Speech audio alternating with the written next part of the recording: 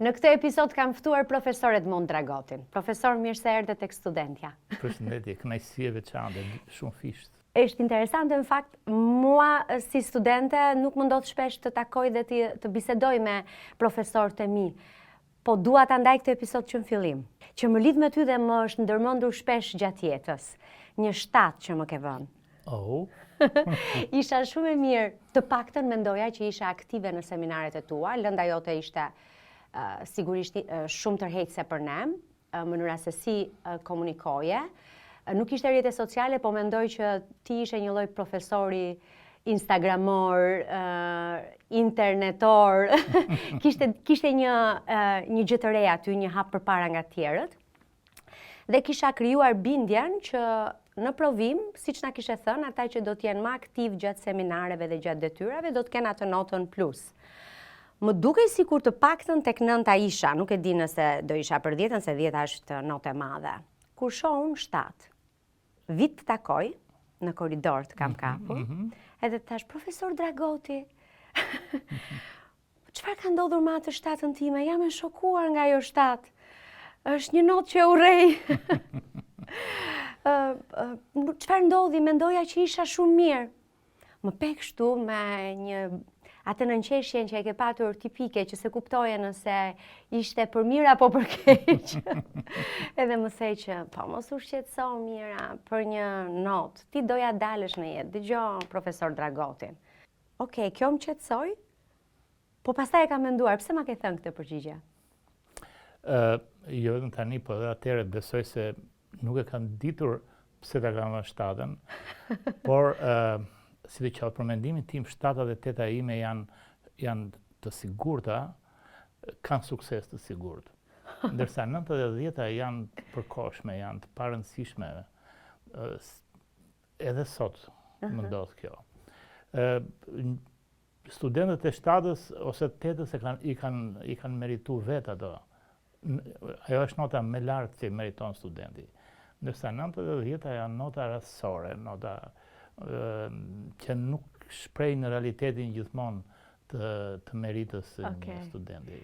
Dhe në fakt koha po tregon që jo gjithmonë notat të çojnë përpara, madje sidomos. Ja, po ti ke qenë unike në tipin tënd. Po vërtet. Ke qenë e veçantë, si më thonë, edhe 7-at mbante me këmbë në tokë. Tani po e mora përgjigjen. Bravo. Ke dashur që mos fluturoj. Edhe kjo është. E vlerësoj shumë. Me sigurim do më ketë bërë mirë. Me sigurim. Unë e shoh që të ka bërë shumë mirë. Profesor Dragoti, ju keni shkruar shumë libra për seksualitetin. I keni dedikuar, mund të them që në 90% profesionit tuaj ja keni dedikuar seksualitetit, seksit në vetvete. A ka patur një arsye tek ju disi edhe personale, një frymëzim ndoshta nga rinia, një refuzim ndoshta nga rinia? Ai Freudi tek ju? Po. Freudi ka qenë gjithmonë i pranishëm në kuptimin e jo aq të pavetdijes se sa të faktit që të instiktit të jetës, të idit. Ajo është element shumë i rëndësishëm dhe pikant në jetën e një njeriu të suksesshëm në përgjithësi.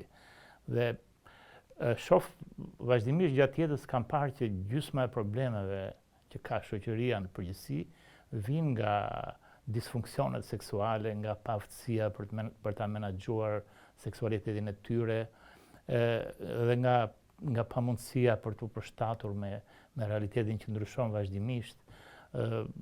Fakti që shoqëritë gjatë gjithë kohërave janë marrë me seksualitetin, dhe aq më tepër diktatorët ose tipat autoritaristë e kanë pasur si mjet kontrolli vërtet, po e kanë pasur mjetin më tërheqës dhe më interesant, që e ka bërë shoqërinë të lëvizje të eci para.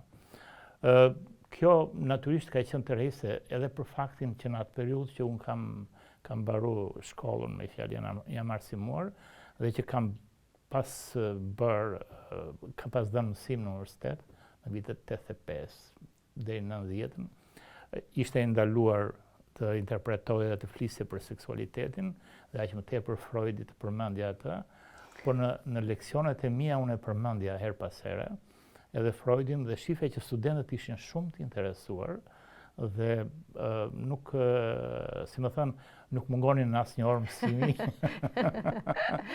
Derisa mua më tërrojë vëmendjen në katedrë, më thanë që mos e përmend Freudin se është ndaluar tek ne e tjera. Megjithatë, ishin në katedrën time kanë qenë tolerant pedagogët, kanë qenë shumë të hapur. Pavarësisht se kishin studiuar në Rusi shumica e tyre. Okej, po Rusia ka bërë gjithë atë letërsi. Rusia ka, domethënë Freudin edhe gjithë të tjerët që janë marrë me pavedien, me seksualitetin, me idin, me egon, superegon. Jo edhe ka përkthyer, po edhe i ka përfshirë në shkollat e veta. Domethënë ata kanë qenë më të hapur, ndërsa neve kemi qenë më autoritarist, më konservator, më të mbyllur, të izoluar nga gjithë bota. Është seksi ndaluar, seksi në regjimet autoritare, në këtë klimën tabu e ndaluar, e rrethuar, më tërheqës, më i kërkuar, më i bukur? Natyrisht çdo gjë që ndalohet është shumë tërheqëse te njeriu. Po të vëshërej njerëzit për shembull kanë qef emisionet me krime, me edhe horror, filmat e tjera, të riqen prej tyre, sepse kanë një dëshirë të njohin gjërat që si prekin dot vetë, që si bëjnë dot vetë, duan të shohin veten her pas here diku tjetër, dhe është shumë, si më thënë, është shumë e vështirë ta ndalosh një gjë në mendjen edhe në shpirtin e tjetrit. E bukur kjo, sepse mua më pëlqejnë shumë dokumentarët investigativ, për shembull kriminalistike, dhe gjithmonë mendoj që ne nuk e kemi patur si deg, po do më kishte pëlqyer të kisha ndjekur ndoshta në një moment jetës psikologjinë kriminalistike. Tani po ja them këtë një psikologu, nuk e di çfarë ndodh në kokën time dhe pse kam këtë tërheqje. Jo, është e natyrshme. Domethënë, të gjitha kanë këtë. Disa janë më të hapur dhe shprehen si puna jote, disa janë më të mbyllur edhe përpiqen ta luftojnë edhe tek vetja, po ata kanë probleme me veten. Është mirë të mos i luftojmë dobësitë tona. Jo. Përkundrazi duhet t'i shprehim, t'i shfaqim, t'i heqim. Pse edhe njerëzit në stadium për të bërtitur, për të sharë më tepër, heqin, nxjerrin ata që kanë akumuluar stresin e kohës, e javës, e ditës, e tjera. Dhe gradualisht fillojnë të varësohen mbas një ekipi, mbas një loje, mbas një stadiumi, edhe kanë të nevojshme her pas here. Në të vërtetë ata nuk janë tifozë të ekipit aq shumë sa kanë nevojë për të shprehur emocionet e tyre, po thua. Pavarësisht se si vënë emrin vetes, më shumë janë transferojnë emocionet, çlirojnë emocionet e fuqishme që kanë akumuluar, dhe prandaj edhe mbas stadiumit, mbas ndeshjes, ndihen më mirë, ndihen të çliruar, janë të kënaqur, pavarësisht se kanë humbur etj. Pse bëjmë seks? A është gjithmonë për kënaqësi, apo ndonjëherë është se kërkojmë dashuri, se duam të vrasim vetmin, se duam kontroll mbi tjetrin, mbi veten?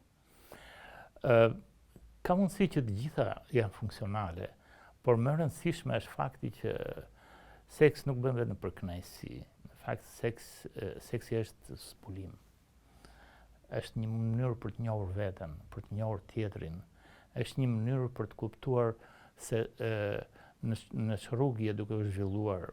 Është një mundësi për të kuptuar pengesat që ke në jetë në nesër sipër.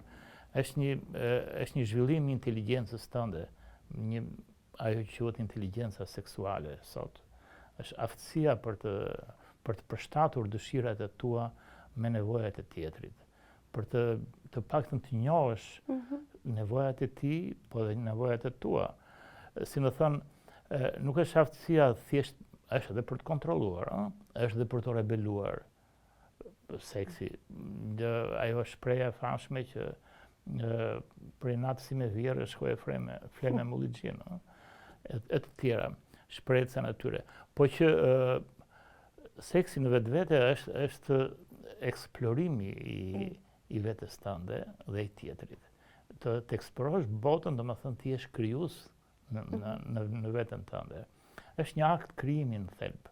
Pavarësisht se seksi është i domosdoshëm për arsyen se është riprodhues, domethënë është riprodhimi i shoqërisë, pa të shoqëria nuk do ekzistonte, duke qenë i tillë natyra natyralisht është përfshirë dhe kënaqësia si funksioni i dytë më i rëndësishëm i seksit, por nuk është vetëm kënaqësi, është zhvillim, është eksplorim, është zbulim.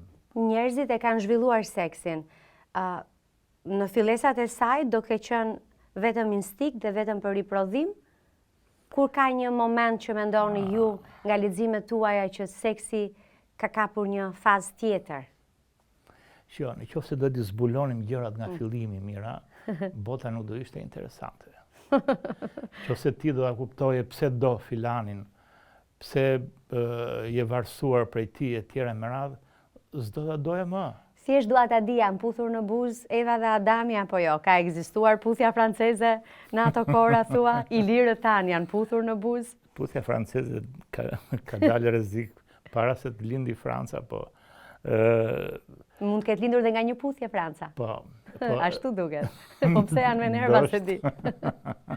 Po ki parasysh që zonat erogene janë ato që zhvillohen tek njeriu më shpejt se sa të tjerat. Dhe prandaj buzët, elementet të tjerë të trupit që janë zona erogene janë shumë të rejse, janë spikatura dhe bjen sy më shumë nga të tjerat. Dhe aty zhvillohet edhe aktiviteti më i madh i marrëdhënies dhe i aktivitetit seksual në përgjithësi. Burrat apo gratë e kanë zhvilluar më shumë seksin? Burrat apo gratë e kanë bërë më inteligjent seksin? Kush e ka aftësinë për ta bërë seksin më inteligjent? Dgjoj, kur ke përpara një vajzë si puna jote, është e vështirë të thuash burrat. Po ka mundësi gratë, sepse gratë kanë zhvilluar më shumë, sepse gratë kontrollojnë seksin. Për këtë jam i sigurt, sepse pushteti grave është krevati zakonisht. Dhe burrat sado të jenë autoritarist dhe dominant në shumë vendimarrje të tjera, dominanca reale është dominanca grave, pikërisht për këtë fakt. Po të vësh re, për shembull, gratë janë më të kultivuara në aspektin e riprodhimit, në aspektin e marrëdhënieve, të aktit seksual e tjera. Gruaja ka një finesë të veçantë, ka më shumë cilësi, si më thënë. Nësa një burr në marrëdhëniet e veta është më sasior se sa cilësor. Prandaj mjafton në procesin e riprodhimit të një njeriu, të njeriu në përgjithësi, një gruaje mjafton vetëm një vezë, ndërsa një burr konsumon miliona dhe miliona spermatozoide. Tani e kupton se sa sipërfaqësor dhe sasior është një burr.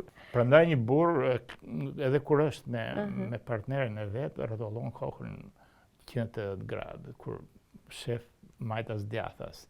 Ndërsa një grua kur është me partnerin, po edhe pa atë, i kushtohet marrëdhënies, është fokusuar tek ajo, i mjafton një.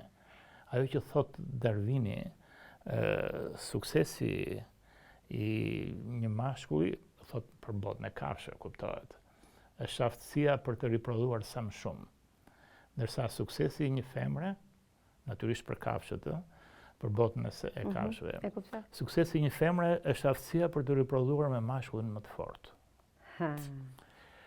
Nuk e di a konvertohet kjo në botën njerëzore, po si të qoftë nuk janë të prera me thiku fit në këtë raste. Ka gjithmonë një diskutim, cila palë ndjen më shumë kënaqësi? Që më duket i pa drejt, nuk e di, se asnjëherë nuk e marrin vesh, po. Ndjen kënaqësi ajo që përfshin më shumë emocion, më shumë intimitet, që ka vetdijen të pranishme në çdo kohë, që ato elementet kryesor të një lidhje qëndrueshme seksuale, të seksualitetit, që janë faktori psikologjik, shpirtëror, si më thëmë, që është intimiteti dhe lidhja, dhe më thënë ajo nevoja për të pasur dikë, për të qenë dikujt e tjera me radhë, dhe tek pjesa psikologjike është pasioni, që është i jashtëzakonshëm.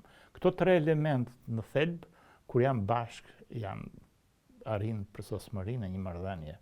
Zakonisht, ajo që i ka këto, ajo ndjen më shumë, ajo kënaqet më shumë, ajo varet, do më thënë, sa investohesh në një element, aq kënaqesh.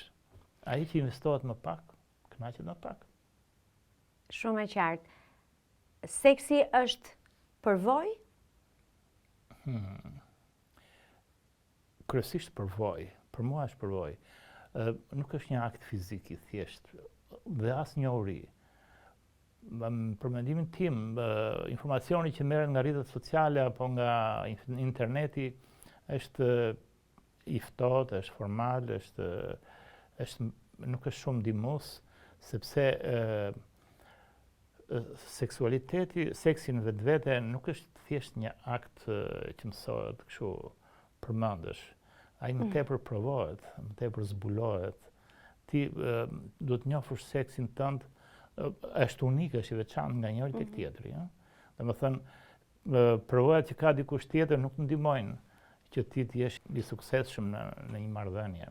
Përkundrazi, ndoshta dhe mund të pengojnë në ndonjë rast sepse ti kërkon të arrish patjetër atë orientim, atë nivel, atë raport që ka krijuar ai, po se arrin dot, sepse ti je unik në shumë aspekte, në nivelin tënd të perceptimit, në ndjesitë tua, në analizat që bën, në përvojat që ke.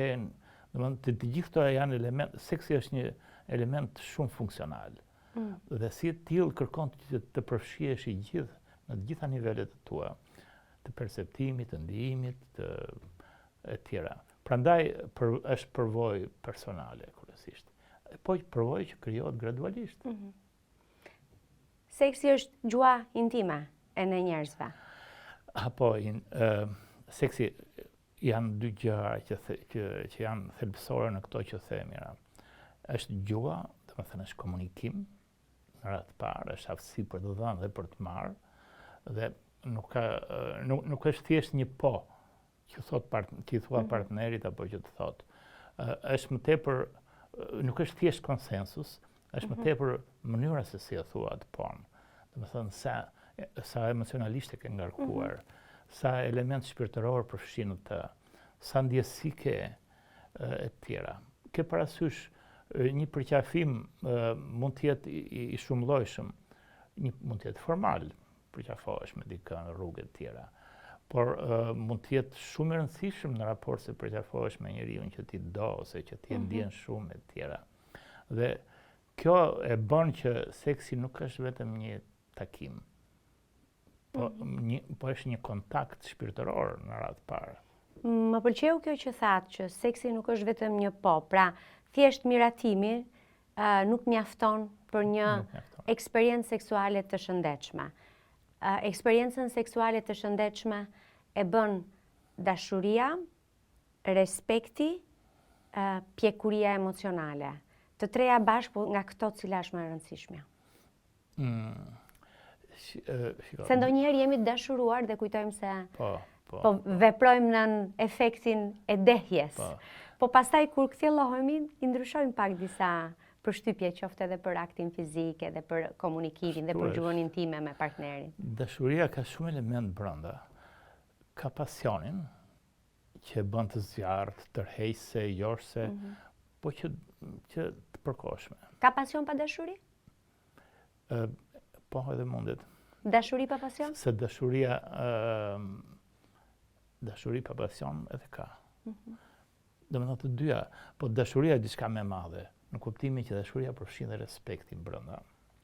Sepse në procesin e njohjes ti ke krijuar vlerësimin tënd për vlerat e partnerit e tjera dhe krijon respektin përkatës. Dhe kur ke respektin, dashuria është e qëndrueshme, është reziston në kohë, si më thënë. Nëse pasioni e djeg dashurinë. Pasioni e djeg, e konsumon, e tret. Ndërsa erosi e krijon, e nxit, e stimulon, e krijon, tamam. Kur seksi bëhet problem dhe jo dëshirë? Në çfarë rrethana? Problemi është se neve kalojmë disa momente në jetë të caktuara që seksi bëhet jo vetëm i panevojshëm, po bëhet problemor, na pengon në shumë raste. Kur ai, si më thonë, bëhet për keq interpretohet, bëhet i detyruar, si më thonë, seksi i detyruar. Kur ai bëhet, si më thonë, më tepër se ç'duhet, kur bëhet jo konsensual, kur manipulohet me të, e tjera. Dhe ka shumë raste të kësaj natyre që seksi përdoret për detyrim, për të kontrolluar, po edhe varësia ndaj seksit është po ashtu një problem për njeriu. Po, nimfomanët. Po. Ata janë, a mund të kurohen? Sepse ata e kalojnë vetëm me seks, po. Ka kur, ka terapi? E vështirë është, terapia gjithmonë mund të funksionojë, varet nga niveli i manisë që ka individi, po nuk janë të lehta për tu ashtu. Është si puna e pedofilisë, e cila në fakt nuk kurohet dot asnjëherë, sepse është ka element gjenetik brenda të lindur. Edhe prandaj ato gjithkohës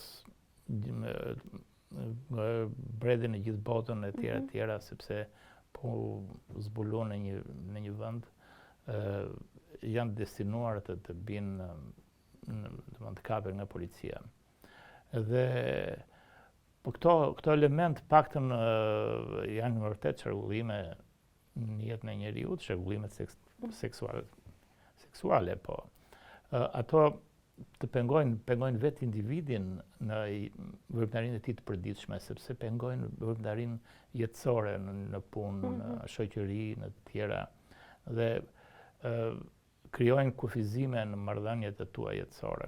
E kundërta, impotenca, shkakton probleme për tjerët apo për atë që e ka më shumë?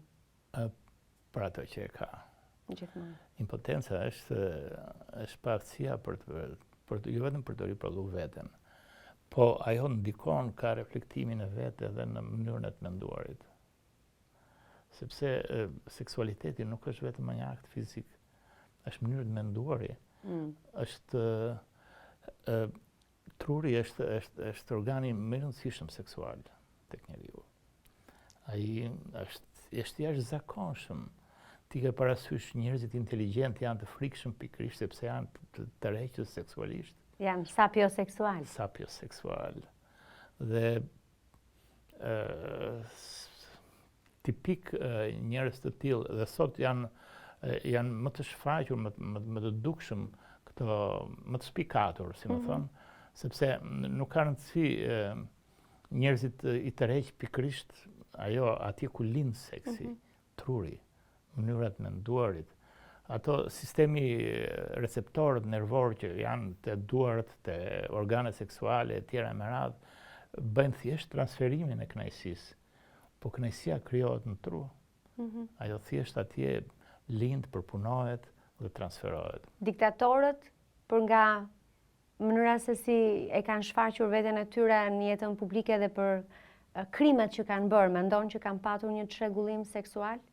Natyrisht, çrregullimi vjen nga ato janë element, diktatorët zakonisht janë narcisistë, janë skizofrenë, e tjera, domethënë kanë çrregullime të niveleve të ndryshme dhe të llojeve të ndryshme të sjelljes në përgjithësi. Pushteti dhe në këtë aspekt edhe në orientime seksuale ato janë të deformuar në shumë aspekte.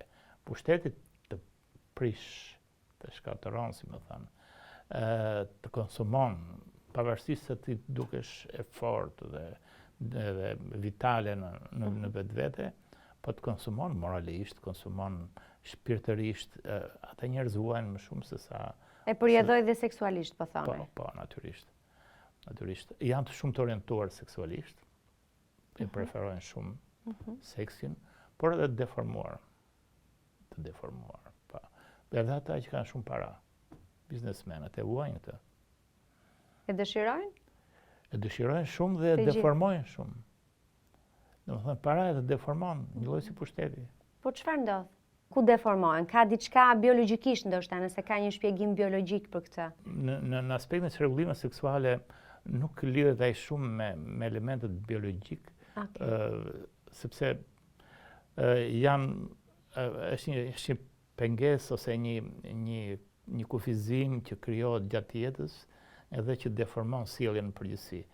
Është natyrisht një sjellje hormonale, seksualiteti, është normale që është sjellje hormonale, por edhe vetë hormonët në vetvete krijohen, pengohen dhe nuk zhvillohen në varësi të faktit në çfarë drejtimi funksionojnë dhe sa aktiv janë. Nëse e lën harres ose nuk e aplikon, atëherë ai do deformohet ose do zhduket. Psikologët e kanë një shprehje të natyrshme, përdore që të mos e humbësh. Është në çdo gjë dhe në çdo rast, mira. Dhe kjo, si më thënë, prandaj njerëzit aktiv janë gjithmonë më të suksesshëm, sidoqoftë. Pse ne si shoqëri, jo vetëm ne shqiptarët, po ndoshta ballkanikët e ndjej këtë, sigurisht nuk kemi të krahasuar me francezët se i kanë të gjithë presidentët me nga një histori paralele që u bëhet gjithmonë publike. Ndërsa ne kemi shumë tabu seksin, e kemi turp, e kemi një intrigë për tjetrin, e kemi një mënyrë për ta sulmuar dhe shigjetuar dhe për ta shkatruar imazhin e tjetrit dhe ka gjithmonë efekt, edhe pse të gjithë e kërkojnë, të gjithë e duan e të gjithë e përdorin. Po, seksi është një mundësi për ta kontrolluar tjetrin në shumë aspekte. Dhe ne ashtu si informacionin edhe sjelljen seksuale e përdorim pikërisht për këtë, e kemi përdorur, si më thënë. Këto janë dobësi të marrëdhënies njerëzore që njerëzit mund t'i zhvillojnë në shoqëri të caktuara ose mund t'i përjashtojnë nga sjelljet shoqërore. Dhe në këtë aspekt ajo nevoja për të kontrolluar tjetrin në një mënyrë apo në një tjetër, për ta përdorur si një armë, si një mjet për ta fyer ose për ta turpuruar ose për ta ndikuar tjetrin, është sepse kjo ndodh tek ne sepse ne jemi të mbyllur në thelb si kulturë. Se nëse do ishim të hapur, nëse do komunikonim lirshëm për seksin, nuk kishte rëndësi që ti ke pas të dashur filanin apo tjetrin, ke shkuar me njërin apo me tjetrin. Nuk do kishte rëndësi, sepse njerëzit janë të hapur, komunikojnë, thonë, bëjnë dhe nuk turpurohen për kësaj. Kjo është një kulturë disi e izolimit, një kulturë kolektiviste që ka rëndësi për tjetrin se çfarë bëj unë. Kjo lloj kulture me fjalë mbyll shoqërinë, edhe e kthejnë seksin në mit, e kthejnë në një armë që mund ta përdorësh, mund ta manipulosh, edhe mund të bësh të duash me të. Por që e dëmton instiktin. Instinkti ekziston, funksionon, kam parasysh Freud, që thotë s'kem çaj bëjmë, po e shtype ai do shpërthej diku tjetër në një mënyrë tjetër. Edhe në këtë rast, në këto shoqëritë mbyllura, të vetë izoluara, ballkanike siç jemi neve, kjo, si më thënë, instinkti funksionon me forcë sepse edhe shtypja nga ana shoqërore është e madhe. Dhe prandaj ballkanasit mendohen si më aktiv seksualisht në fakt. Mendohen si të tillë pikërisht sepse janë më të shtypur nga ana kulturore, janë më të mbyllur nga ana kulturore. Po ta vesh re sot për shembull që shoqëria është më hapur, më liruar, seksi ka humbur ca vlera të mirëfillta dhe intimiteti i mungon në shumë raste. Me që ndole tek intimiteti, ka një dallim mes, profesor Dragoti, mes seksit, erotizmit dhe intimitetit? Natyrisht që ka. Seksi është aktiviteti fizik, ajo që njerëzit e bën atë, natyrisht është shoqëruar me gjithë këto elemente. Erosi është pjesa joshse, pjesa stimuluese, nxitse, atje ku lind dëshira. Domethënë është pjesa që e krijon nevojën për seksin, pjesa fillestare dhe që shoqëron pastaj. Ndërsa intimiteti është pjesa që mbush, shpirtërore, psikologjike, lidhja, nevoja për të dhënë dhe për të marrë, e tjera, të gjithë këto element pa intimitet është vështirë të përjetosh plotësisht një aktivitet seksual. Intimiteti është shumë i rëndësishëm në një marrëdhënie. Intimiteti është dhe një mjedis ku ti pi kafe me dikë, shkëmben emocione pozitive, etj. Etj. Por në rastin e aktivitetit seksual, intimiteti e mbush e plotëson atë. Seksi pa intimitet është bosh. E dalloni ju një çift nga mënyra se si preken në publik, se si e mbajnë dorën tek njëri tjetri apo si shihen në sy nëse kanë një jetë seksuale të shëndetshme të bukur apo jo? Natyrisht. Mënyra e prekja nuk është thjesht një prekje, është kontakt shpirtëror në thelb. Domethënë ti mund të vësh re me fjalë. Ai shoqërohet me shkëlqimin. Ka elektrolite, ka ato rryma. Ti s'mund t'i ndalosh dot, ato shpërthejnë në fytyrë, në sy, në çdo gjë, kupton? Dhe edhe prekja është një nga gjërat që i transmeton drejt për drejt. Po të vësh re, seksi në internet i mungojnë këto gjëra. Dhe nuk është i plot në ndërsa me ballë për ballë, prekja është element shumë i rëndësishëm që stimulon. Ka një paragjykim për martesën që e vret seksin e bukur, se jo seksin si akt fizik.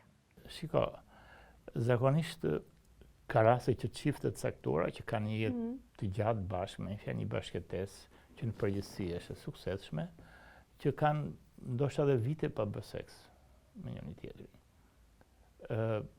Ata nuk shprehen ose në përgjithësi shoqëria mendon ndryshe, secili mendon që këto kanë aktivitet seksual, edhe këto të tjerët, po ashtu edhe neve etj. Me radhë, por në vetvete shumë prej tyre kanë përvoja të ndryshme, edhe të kundërt me ato që mendojnë për. E kam fjalën që ndodh kjo për një arsye shumë të thjeshtë. Veç faktit që familiarizohesh me bashkëtesën, krijohet rutina e marrëdhënies, e dhënies dhe e marrjes, seksin sepse bëhet rutinë. Seksi është krijim i vazhdueshëm. Nëse nuk krijon, ai humbet. Dhe kjo është shumë e rëndësishme në një marrëdhënie edhe martesore. Po unë mendoj që në këto raste mungon komunikimi seksual. Nëse çiftet do fillojnë të komunikojnë për seksualitetin, për njëri tjetrin, për trupin e tyre, për ekspozimin, për zhveshjen, për ndjesitë që kanë në raport me njëri tjetrin, ata do stimulohen, do dëshirohen, si më thënë. Seksi është edhe vullnet i mirë. Po të kesh pak vullnet, mund ta zgjidhesh në çift. Do e krijon. S'do për tonë. Flitet gjithashtu shumë për kimin seksuale. Ka ndonjë mbivlerësim te kimia apo? Jo, kimia është e rëndësishme. Domethënë ato hormonet janë shumë të rëndësishme në aspektin që të ekspozojnë ty. Në qoftë se ti e ke të zhvilluar atë pjesën e erogeneve të tua, e zonave me fjalë që janë ato spikasin, janë të shquara. Ti edhe kur s'do të flirtosh, ato të ekspozojnë në raport me të tjerë të kthejnë kokën dhe të shohin, të ndjekin ty do s'do. Kjo do të thotë që nuk e kemi në dorë thjesht nga edukimi që kemi apo nga njohja që kemi për gjërat. Ne do t'i njohim gjërat për t'i pranuar ato, jo për t'i luftuar në aspektin e gjërave seksuale, tek vetja. Për t'i pranuar edhe për t'i orientuar, për t'i menaxhuar me sukses. Kjo do të thotë që ato kimia jon, nëse është shumë e shëndetshme në rast se ne e përshtasim me nevojat e tjetrit, me kushtet e marrëdhënieve tona e tjera. Por jo të manipulojmë situatën me forcën të rejse që kemi. Çfarë ndodh tek ne në momentin që kemi kimi me dikë, dhe vjen një moment kur kjo histori e zëm ka mbaruar dhe ti e kujton si një histori të shkuar pas shumë vitesh dhe nuk të bën pikën e përshtypjes, ndërkohë që me atë njeri dikur ke qenë aq intim, aq lakuriq, aq i lumtur dhe më pas je asgjë. Po. Kjo ndodh. Kjo është jeta, ndoshta? Ky është realiteti. Po, kjo do të thotë që në një marrëdhënie seksuale, në një raport të shëndetshëm seksual, nuk është e nevojshme vetëm kimia, vetëm aftësia tënde joshse, tërheqëse, vetëm shkëmbimi i energjisë seksuale. Kimia nuk e sjell përjetësinë. Jo, duhen dhe elementet e tjerë, që siç është për shembull intimiteti, që ti ke nevojë për atë, dhe siç është lidhja, që ti punon me të jep merr të lidhjen në elementë saktuar e tjera. Kur mungojnë ato, edhe kimia fillon të riorientohet. Pra, ti duhet të ngjash me njeriu që ke partner. Duhet të ngjash me partnerin tënd. Kur them që duhet të ngjash, ajo që po kuptoj nga ju profesor Dragoti është që duhet të ngjash në eksperiencë, në mendim, në njohjen e jetës, në gjërat që pëlqen, në gjërat që aspiron. Fabio Volo është një shkrimtar italian simpatik që thotë dy njerëz rrin bashkë jo se shohin njëri tjetrin në sy, po se shohin të dy në të njëjtin drejtim. Po. Në fakt në tek tjetri vlerësojmë elementet e vetes tonë që na pëlqejnë. Na pëlqen ai njeri që na ngjan, kuptohet. Kjo është aksion në psikologji. Kjo është një nga elementet e kimisë që kemi ne me dikën në fillim, ndoshta. Po, kur jemi në një drejtim, më pëlqen kjo, kur jemi në një drejtim. Kjo na bën që ne të funksionojmë me fjalë totalisht, por kërkohet edhe është nevojshme që kjo të jetë e qëndrueshme që të rezistojë. Dhe qëndrueshmërinë asaj ja japin elemente të tjerë që kanë të bëjnë me nevojën për njëri tjetrin, me aftësinë për të dhënë dhe për të marrë. Nuk është vetëm një përvojë ngjashme. Jo, sepse përvojat mund të jenë të ndryshme. Si më thënë... Ndonjëherë na ka pëlqyer dhe në njëri që s'ka asnjë lidhje me ne. Po. 3 ditë. Në gjimnaz më duket, më pëlqente një djalë që kishte një motor, po vetëm 3 ditë e pëlqeva kështu nga larg, platonike, asgjë nuk ndodhi. Po, as nuk e mendoja. Po, qartë. Edhe u mbasin të tilla kujtime, kuptohet, pa. Por ama krijohet, përforcohen skemat e pëlqimit tënd, me fjalë, me kalimin e kohës, shtohet rasti i parë, shtohet rasti i dytë e tjera dhe krijohet një skemë me plot. Dhe ai që plotson skemën pastaj është ai që ty të pëlqen për gjithmonë. Por sot gjërat janë shumë lëvizjen shumë shpejt. Edhe në këtë kuptim edhe pëlqimet varen nga shumë elementë të rinj të teknologjisë informacionit, të rejave që shfaqen vazhdimisht, të pranisë të ndikimit të rrjeteve sociale, të pranisë informacionit nga interneti e me radhë. Të gjitha këto shpesh nuk kontrollohen dot nga njeriu. Ju e thatë disa herë në forma të ndryshme, po mesazhi ishte i njëjtë që kufizimi, e ndaluara dhe e panjohura e bëjnë seksin më të bukur dhe më kuptim plot tek njeriu. Në fakt tani gjithnjë më pak të panjohura kemi, sepse me internetin, me rrjetet sociale, me inteligjencën artificiale, ti mund të shohësh dhe të lexosh gjithçka, por nuk e dhe nuk je i privuar. Pra, ti prek gjërat, edhe me pasurimin, njerëzit kanë një standard më të mirë jetese, udhëtojnë më shumë, kanë më shumë rehati, komfort në jetën e tyre. A keni ju frikë si profesor, si një psikolog, që e keni studiuar këtë element njerëzor kaq të rëndësishëm, se po shkojmë drejt një gjëje të frikshme? Drejt një bote pa intimitet, se kur themi seksualitet, kur themi seks, kemi parasysh erotikën dhe intimitetin, atë gjuhën tonë intime dhe emocionale me tjetrin. Kam përshtypjen natyrisht që këto janë ndryshime të shpejta, të shumta, që ndonjëherë të fusin ndjesinë e frikës. Por kam përshtypjen që edhe kuptimi i kënaqësisë, edhe kuptimi i seksit do ndryshojë me kalimin e kohës, si më thonë.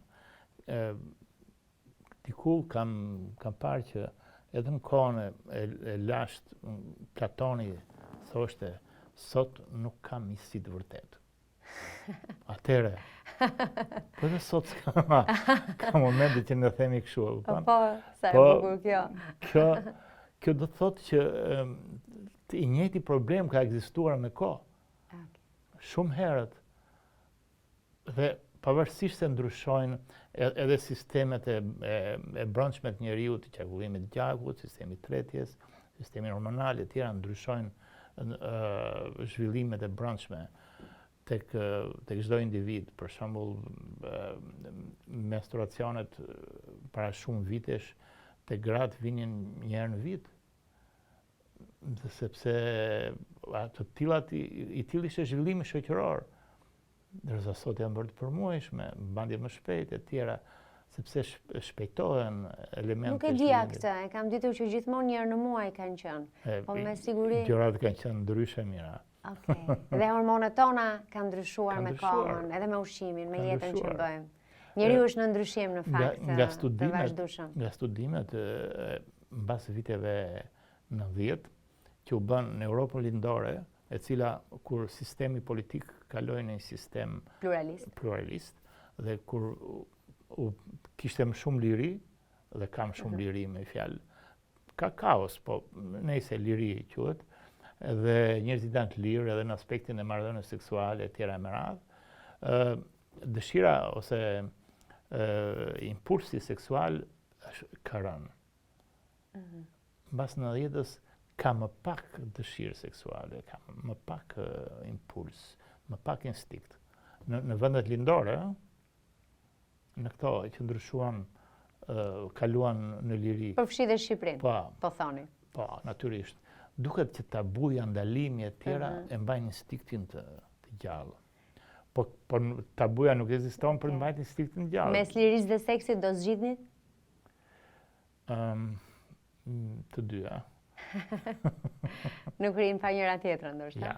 Ja. Njeriu do të jetë i lirë gjithmonë, ka këtë tendencë e tjera, por edhe të braktisë seksin, edhe jeta është e shkurtër, njeriu s'ka kohë të mërzitet, të zëmërohet, të urrejë e tjera, ka kohë vetëm të dashurojë.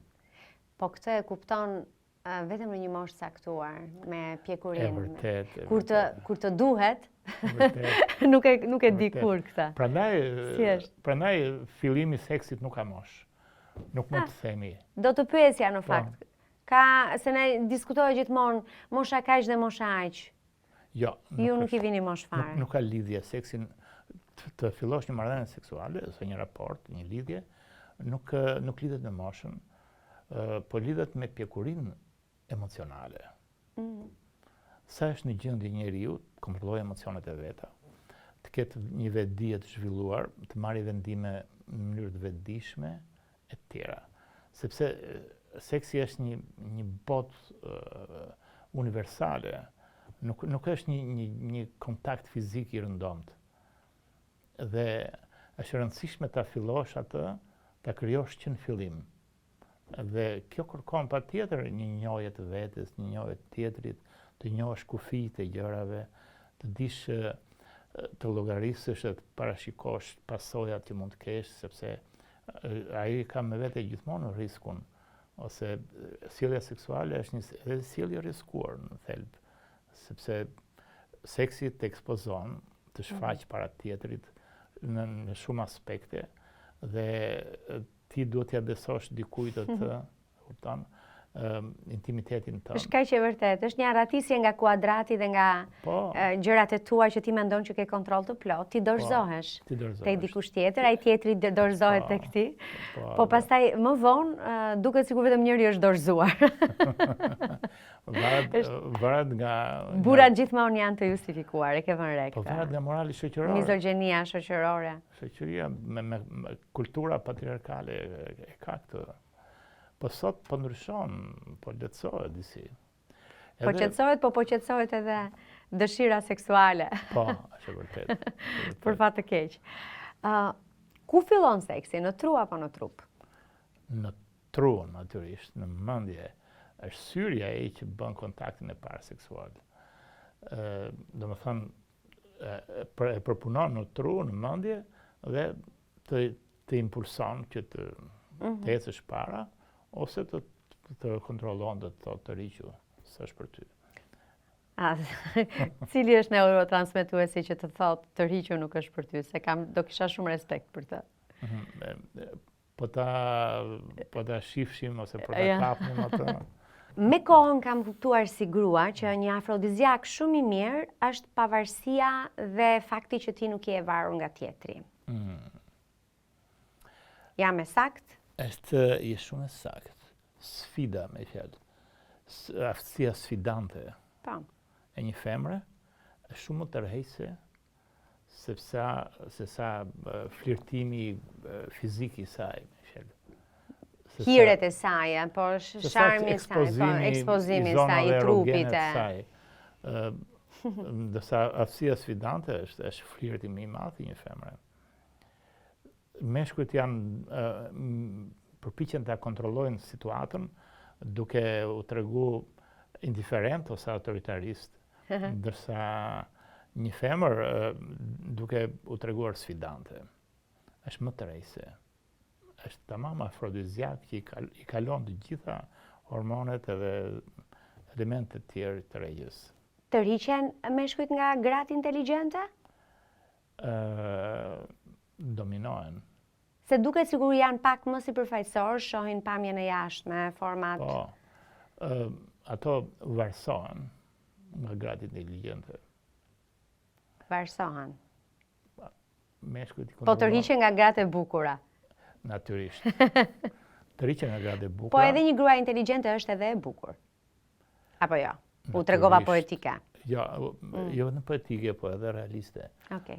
Vërtet është shumë tërheqëse. Është për sytë e mi, edhe një burr inteligjent është një burr i pashëm. Nëse e shef nga larg, mund mos e kapësh pjesën inteligjente të saj, mund të kapësh pamjen e jashtme, por nëse futesh në një bisedë me të, arrin të komunikosh, ti e shikon krejt ndryshe në një plan tjetër, shikon edhe aspekte të tjera shumë dimensionale.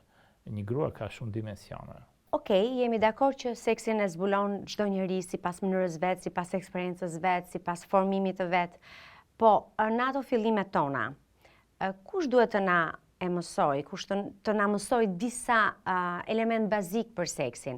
Familja, shkolla, siç vinin ato studentët tek auditori juaj, dikur, shoqëria, marrëdhëniet që do takonim gjatë jetës, raportet? Unë jam pothuajse i bindur për faktin që familja është ajo e para që bën edukimin fillestar dhe themelor, bazë. Na pas ka shkatruar familja. Seksualitetit. Shkolla e zhvillon më tej, e mbështet edukimin seksual të familjes, dhe shoqëria është ajo që e zhvillon më tej, e kultivon, si më thënë. Po në familje edhe kur nuk ushtrohet edukimi drejt për drejt, ushtrohet nëpërmjet shembullit, modelit. Do ndërhyja këtu, sepse e vërtet është që prindrit tanë, dhe unë i takoj ende Brezit ku prindrit kanë qenë shumë autoritar, edhe as nuk bëj fjalë të flitej për të tilla tema, apo të vishje qofte edhe një minifund, dhe prej asaj kohe e kam të vështirë të vesh diçka të shkurtër, sepse nuk më është lejuar kur unë kisha dëshirë, dhe tani nuk e bëj më. Sa keq me fjalë. Jo, sa keq edhe për ata që të shohin. Jo, më interesante.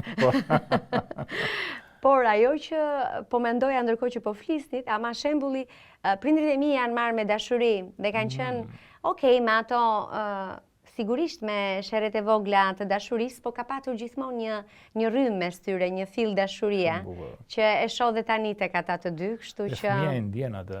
Kështu që fëmia e kap shumë shpejt. Është e kap shumë shpejt fëmia, më shpejt se e rrituri, se e ka shumë të zhvilluar ndjesinë, instiktin. Me instikti është ai që zgabon asnjëherë. Duhet i besojmë instiktit apo arsyes? Instikti është i verbër, por s'gabon asnjëherë. Okej. Çfarë është këshilla më e mirë që keni marrë në jetë ju, profesor Dragoti? Pse më duket sikur unë vetëm jap këshilla. Tani u kujtove? Kënaqur nga realiteti, dhe krijoj një realitet të vazhdueshëm të ri, si më thënë. kryo.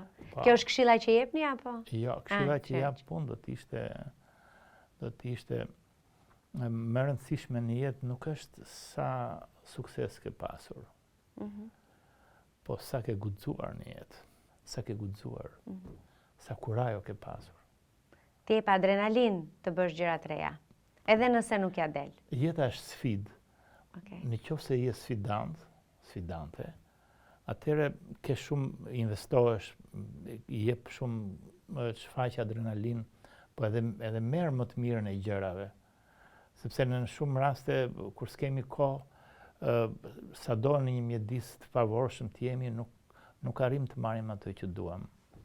Prandaj njeriu duhet të jetë i predispozuar që të kapi me gjithë receptorët e vet, elementet pozitive që të duhen, të marrë sa më shumë energji pozitive nga të tjerët, që të ushqet në mënyrë të shëndetshme. Dhe kjo kërkon guxim, kërkon kurajo. Do kurajo t'jesh i lumtur? Njerëzit kurajoz bëhen të lumtur her pas here, po lumturia nuk ekziston asnjëherë po përpjekje drejt lumturisë janë ato që ne. Ajo është lumturia vet, përpjekja drejt lumturisë, po thua. Ajo është vet.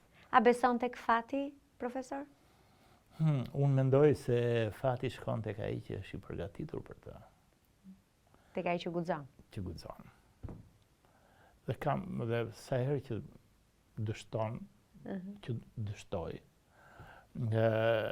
nuk e mendoj ose nuk e gjykoj veten. Aftësia për të gjykuar veten është një gabim i madh, një kthim mbrapa, është një qëndrim në vend, është një rezistencë e panevojshme. Përkundrazi, kërkoj të bëj diçka tjetër më të suksesshme. Nuk e di nëse kam dhënë këshillën e duhur para disa ditësh me një mikeshe e cila ka kaluar një divorc dhe po tregonte që e pash që kishte ende një lloj traume nga ndarja edhe u përlot nga mosmarrveshjet që janë në shumicën e divorceve ka mosmarrveshje, ka shumë pak divorce harmonioz, të harmonishëm.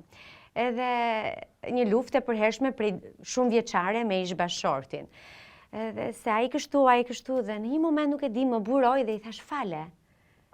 Nëse ti do ta falësh, mbase do të jetosh pak më mirë. Gjatë rrugës kupton që nëse fal, nëse hedh pas, fillon dhe jeton dhe vetë më mirë. Po është e vërtet. Është si ajo ideja me një fjalë që ti përpiqesh të bësh mirë gjithandej, majtas djathtas, në një moment dalon dhe thua, po ata janë treguar mos mirënjohës me mua. Të gjithë jemi të rrethuar nga mosmirënjohës të vegjël.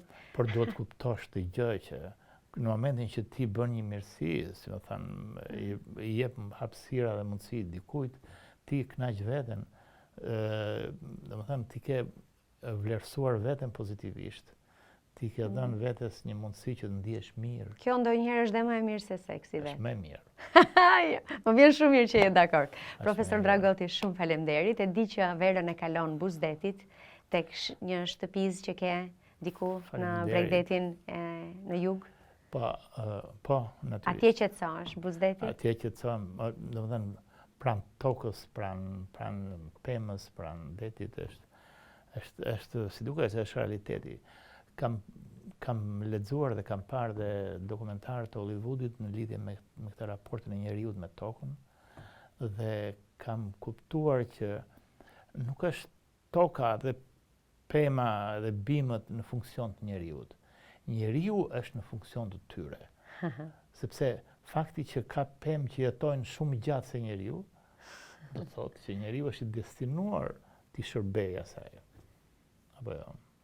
Më mirë se kaq nuk mund mbyllej. Kënaqësia ime. Dhe seksualiteti, që është një libër shumë i madh, me një qershi. Ke zgjedhur frutin. Qershi ambitor. Qershi ambitor.